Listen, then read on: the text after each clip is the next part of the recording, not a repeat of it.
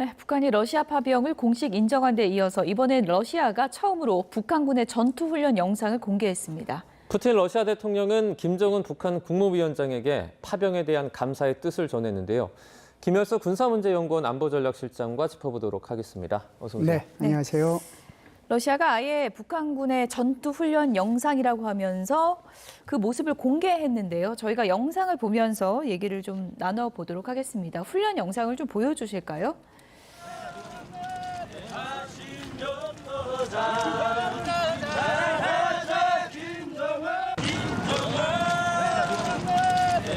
지금 북한군들이 군가를 부르면서 행진을 하고 있는 모습인데 중간중간 김정은 이렇게 나오는 글귀도 보이고 어떻게 보세요, 이 장면을? 저게 이제 아마 훈련 끝나고 숙소로 복귀하는 과정 속에서 이제 군가를 부르는 것 같습니다. 우리도 그렇게들 많이 하거든요. 저 군가가 친근한 어버이라는 북한군 군가인 것 같은데. 친근한 어버이요? 네. 김정은 찬양가라고 보시면 됩니다. 그래서 다른 영상 지금 저기 나오는 게 이제 RPG-7 이렇게 대전차 그리고 저기 이제 소총 사격하는 거 지금 나오고 있는 거고 수류탄 던지는 것도 나왔잖아요. 그리고 이제 12구경 산탄총이라고 그래서 이것은 드론 잡는 거거든요. 그렇군요. 그건 이제 훈련하는 거 보여주면서 지금은 이제 훈련 마치고 숙소로 복귀하는 과정 속에서 김정은 찬양가 부르면서 가는 것을 보여준 것 같습니다. 훈련 모습을 좀 보니까 조금 전에 드론을 또 격추하는 총도 말씀을 해주셨고 현대전에 조금 이렇게 적응을 해나가는 모습을 보여주는 것 같아요. 그렇습니다. 지금 이제 굉장히 많이 이제 적응이 됐다라고 봐야죠. 처음에 갔을 때는 희생도 많이 생기고 그랬는데 점점 이제 커맨 앤 컨트롤, 지휘 통제라고 볼 수가 있죠. 어느 정도 좀 갖춰진, 진용이 갖춰진 그런 모습입니까? 그렇죠. 이제 점점 이제 실패를 통해 가지고 그 교훈을 계속해서 전장에 적용을 했다 이렇게 볼 수가 있죠. 그래서 소위 말하는 부사관들의 그 지휘 통제 능력이 굉장히 좋아졌고, 그리고 이제 드론을 잡는 방법이나 회피하는 방법, 어떻게 진용을 꾸려서 가야 할지, 도강 도하 능력 이런 것들이 굉장히 좋아졌기 때문에 북한은 현대전에 빠르게 적응했다 이렇게 볼 수가 있죠. 보병 같은 경우에는 사실 그 지상전 경험이 정말 중요하지 않습니까? 네네. 이런 식으로 어떻게 보면 전쟁을 겪고 훈련을 하다 보면 상대적으로 우리나라에게 안보 위협이 될 수도 있다라는 생각이 들어요. 두 가지 차원에서 그런 말씀을 드릴 수가 있는데요. 하나는 지금 말씀하신 것처럼 북한군이 저렇게 파병이 돼서 자신들이 이제 이렇게 경험을 한 현대전에 대해서 경험을 한 것이 우리한테는 굉장히 이제 하나의 위협 요소가 될 수가 있는 거고요. 다른 하나는 이런 게 있는 거겠죠. 북한은 이제 여태껏 전쟁을 하기 위해서 수많은 탄약 무기 체계들을 갖다가 이렇게 비축해 놓았단 말이죠. 그런데 이번에 이제 러시아 우크라이나 전쟁을 통해 가지고 러시아의 그 수많은 탄약과 무기 체계들을 다 팔았잖아요. 그 구형들을 다 팔아서 구형을 소진하고 그리고 거기서 수없는 이제 실전을 해가면서 정밀도를 계속 이제 높인 거잖아요. 그런 면에서 보면은 북한은 지금은 굉장히 최신화되고 정밀화된 그런 탄약과 그리고 무기 체계를 가지고 있다. 그런 차원에서 두 가지 차원에서 우리한테는 다 위협이 될 수 있다 이렇게 보죠. 러시아가 저렇게 훈련하는 모습 영상을 공개적으로 이렇게 보여준 거는 어떻게 보십니까? 푸틴 대통령이 이 전력이 굉장히 좋아졌다 이런 만족감을 표시하는 걸로도 해석할 수 있을까요? 저거는 이제 러시아의 국영 방송의 진행자예요. 진행자의 한 사람이 저게 지금 러시아 국영 방송을 통해서 나갔다라기보다는 자신이 운영하는 이제 소셜 그러니까 SNS를 통해 가지고 이제 발표를 한 거거든요. 제가 볼 때는 굉장히 엄선한 게 아닌가 이런 생각을 합니다. 우리가 이제 잘 알다시피 2명의 그 북한군 포로가 이렇게 잡혔었는데 그 포로들하고 이제 얘기하는 거 보면은 훈련 전혀 받은 적도 없다 이렇게 얘기한 것도 있잖아요. 그럼 저 훈련을 왜 공개를 했을까요? 우리는 철저하게 훈련시키고 난 뒤에 북한군을 전선에 투입했다라고 하는 것을 의도적으로 보여주려고 저것을 공개하지 않았나 이렇게 봅니다.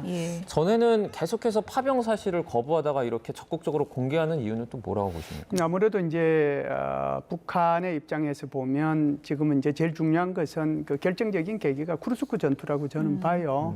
쿠르스크 전투가 지금 게라시모프 러시아의 총참모장, 우리말로 하면 한국의 합참의장에 해당되는 사람인데 이 사람이 푸틴 대통령하고 화상회의하면서 완전히 이제 이 전투는 끝났다. 우리 승리했다. 그리고 이 승리하는데 북한군의 기여가 컸다. 아주 영웅적인 행동을 하고 전문적인 기술을 선보였다. 이렇게 얘기를 했거든요. 그러면서 지금 말씀하신 것처럼 이제 28일 날 26일 날 이제 그걸 화상회의를 했는데 28일 날 북한의 그 노동당 이제 그 군사위원회 그 명의로 성명을 발표를 하잖아요. 그 성명 발표한 것을 사실상 어떻게 보면 이 노동신문에 다 이제 실었단 말이죠. 그런 걸 보면 이제는 전선이 이제 하나는 끝났단 말이죠. 그러면은 다시 이제 북한군을 재배치할 건가? 그렇지 않으면 여기서 끝내고 철수해야 될 것인가? 이 부분을 갖다가 예. 북한 스스로가 결정해야 되는데 네. 그 부분을 결정하기 위한 터닝 포인트로서 이것을 하지 않았는가 이렇게 봅니다. 푸틴도 뭐 감사하다 이런 뭐 인사까지 공개적으로 했던데 추가 파병 요청도 이어질 수 있는 거 아닌가 이런 시각도 있거든요. 그 부분은 이제 이 쿠르스크 전투가 끝났기 때문에 예. 여기에 대해서는 이제 서로 상반된 시나리오가 존재합니다. 예. 하나는 북한군이 철수할 수 있다는 시나리오가 있고요. 또 하나는 북한군이 재배치될 수 있다는 예. 시나리오가 있거든요. 그래서 재배치될 수 있다는 시나리오가 현실화되면 추가 파병의 가능성은 있을 수 있겠죠. 그런데 지금 이제 거기에 나와 있는 전략적 협력 동반자 협정 거기에 보면 예. 이게 이제 쌍방 중에서 어느 일방이 침략을 당했을 경우 그렇게 해서 이제 지체 없이 군사적 지원과 기타 지원을 하도록 돼 있잖아요. 쿠르스크 같은 경우에는 그나마 이 조약에 해당이 돼요.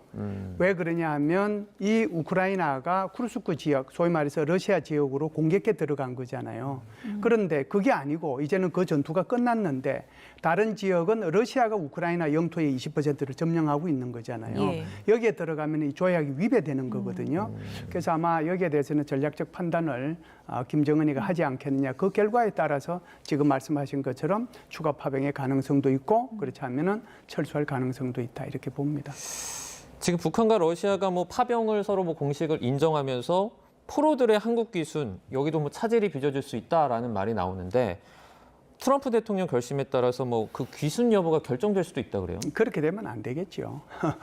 우리가 이제 과거에 6.25 전쟁 때를 보면 6.25 전쟁 때도 굉장히 그 포로들이 많았잖아요. 네. 그 포로들 중에서 아마 이제 중공군 포로들이 특히 문제가 됐는데 그들 중에서 다시 중국으로 그러니까 지금 현재 중국 본토로 돌아가기를 희망하는 사람도 있지만 대만으로 가기를 원하는 사람들도 많았습니다. 네. 그러면 다 그들이 원하는 대로 해줬어요. 그래서 이제 이 원래는 포로들이 원래 원하는 자기의 그 국가 쪽으로 이렇게 가도록 돼 있지만 만일 그 포로가 돌아갔을 경우에 굉장한 불이익을 받을 경우에 여기에서는 돌려보내지 않아도 된다는 제네바 협정이 있거든요.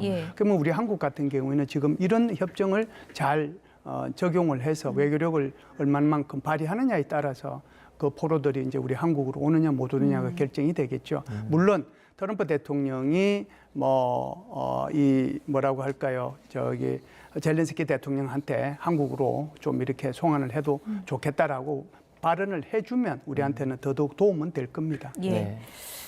북러 관계가 워낙에 이제 밀착되다 보니까 네. 이런 질문을 좀 드려보고 싶은데 네. 지금 북한 김정은 위원장 입장에서 푸틴을 더 만나고 싶을까요? 트럼프 대통령을 더 만나고 싶을까요? 어느 쪽에 좀 마음이 더 있다고 보십니까? 지금 김정은의 입장에서 보면은 이 트럼프보다는 푸틴 대통령을 더 만나고 싶어 할 겁니다.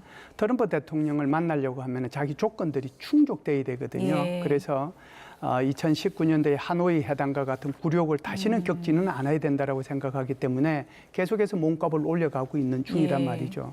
그런데 이제 푸틴 대통령 같은 경우에는 소위 말하는 이제 감사 성명까지도 발표를 했잖아요. 고맙다고 그러고 그 영웅들을 기리겠다라고 예. 얘기하고 앞으로도 더 친선하고 우위하고 협력을 더 발전시켜 나가겠다는 성명까지 발표를 했고 그 성명 내용도 다시 노동신문에 그대로 실었단 말이죠. 청구서를 낼 수 있겠군요. 그렇죠. 청구서를 낼 수 있는 거죠. 그렇기 때문에 오히려 푸틴 대통령을 만나서 북한이 현재 필요로 하는 가장 이제 중요한 것이 첨단 군사 기술이지 않겠습니까? 경제적인 지원도 있고 외교적인 지원도 있지만 첨단 군사 기술 지원에 대해서 아마 그걸 좀 반대 거부를 요구하지 않을까 그런 생각은 합니다. 네. 그러면 조만간 뭐 북러 정상회담이 열릴 가능성이 뭐 어느 정도 있다라고 보고 계십니까? 전혀 없는 건 아닌데요. 작년에 벨로소프 그러니까 러시아 국방부 장관이죠. 그 사람이 작년 11월 달 북한을 방문을 해서 이런 얘기를 했습니다. 올해 5월 9일이 전성절 80주년 기념일인데 네. 이때 북한군이 참여했으면 좋겠다라고 얘기를 했고 그때 북한군을 보내겠다라고 얘기했어요. 의장대 정조가 이제 참여를 하겠죠. 그렇다라고 하면은 이 기회를 이용을 해서 아마 김정은도 초청할 가능성이 있는데 그러면은 전체 여러 그 다른 나라의 대통령들이나 뭐 총리가 오는 그 자리에 같이 초청할 건지 그렇지만 별도로 초청할 건지는 좀 차이는 있을 수는 있지만 아마 이번 기회가 좋은 기회는 되지 않을까 이런 생각은 합니다. 네. 네. 어쨌든 뭐 미국에서는 지금 북미 대화 전략 짜고 있다 이런 얘기도 나오고 있는데 트럼프 미국 대통령 취임 이제 곧 100일을 맞게 되는데요. 이런 얘기를 했더라고요. 1기 때는 생존을 위해서 일을 했지만 이제 2기 때는 국가와 세계를 운영하고 있다. 상당히 좀 거시적인 얘기를 했던데 예. 이거 어떤 의미라고 보세요? 일기 때는 힘들었다는 얘기죠. 힘들었다는 네, 얘기입니까? 왜냐하면 예. 일기 때는 조각을 하는데 예. 이제 시간이 오래 걸렸고 다시 이제 인사청문회를 하는데 또 오래 걸렸어요. 그리고 이제 좋은 전문가들을 많이 뽑았거든요. 근데 그 뽑다 보니까 대통령이 뭔가를 하려고 하면 아니 되옵니다. 이것은 헌법 위반되고 이것은 뭐라서 안 되고 이는 동맹이라서 안 되고 계속해서 이제 안 된다는 얘기만 많이 했어요. 소위 말해서 어른들의 축이 많았죠. 그분들이 이제 트럼프 대통령한테 좀 싫은 소리를 많이 했는데 이번 2기 같은 경우는 빨리 조각을 하고 빨리 끝냈잖아요. 그러면서 이제 탄력을 받는 거죠. 그 조각 인선의 그 결정적인 변수가 뭐였어요? 충성하느냐 안 하느냐는 예. 거거든요. 충성파로 다 구성이 돼 있는 거잖아요. 그러니까 그 사람들로부터 아니 되옵니다 소리는 하나도 못 듣는 거죠. 전부 다 이제 귀는 다 닫혀 있는 상태고 그렇기 때문에 오로지 트럼프 대통령을 위해서 일할 사람들만 뽑았기 때문에 그래서 국가를 위해서 세계를 위해서 내가 지금 일을 하고 있다. 자기 스스로 그렇게 칭찬을 한 거다 이렇게 보죠. 네, 마지막으로 짧게 좀 질문을 드리면 네. 트럼프 2기 행정부 들어오면서 트럼프가 광폭 행보를 계속 이어나갈 거란 전망도 있었는데 지지율은 별로 좋지 않은 것 같아요. 예, 지지율이 이제 최근에 이제 나온 게 있죠. 오늘이 이제 딱 100일째니까 나온 거 보면은 이제 아주 낮게 나온 데는 한 39%, 네. 비교적 잘 나온 데가 42% 정도 나왔는데 이 정도 되면요. 지난 1945년부터 지금까지 80년 역사 동안에 대통령의 첫 100일 지지율 중에서 가장 낮습니다. 네. 그 낮은 이유가 뭐 잘 아시겠지만 이제 관세 문제가 있는 거잖아요. 게다가 이제 환율 문제도 있는 거고 국채는 이제 뭐 엄청나게 국채 값이 올라가는 거잖아요. 그러니까 떨어지는 거죠. 금리는 이제 올라가고 국채 가격은 이제 그런 문제가 있는 거고 또 인플레이션이 되고 있는 거고 사실상 이러다 보니까 이제 힘들죠. 그러다 보니까 트럼프를 지지했던 사람들조차도 지금 돌아서고 예. 있는 상황이거든요. 그래서 지금 말씀하신 것처럼 광폭 행동은 조금의 조정 가능성은 있지 않겠는가 이렇게 봅니다. 네. 트럼프 대통령은 뭐 최저 지지율도 가짜 뉴스다 지금 이렇게 입장을 밝혔다고 하는데 반등하기 위한 좀 고민을 하지 않을까 이런 생각도 듭니다. 여기까지 듣겠습니다. 고맙습니다.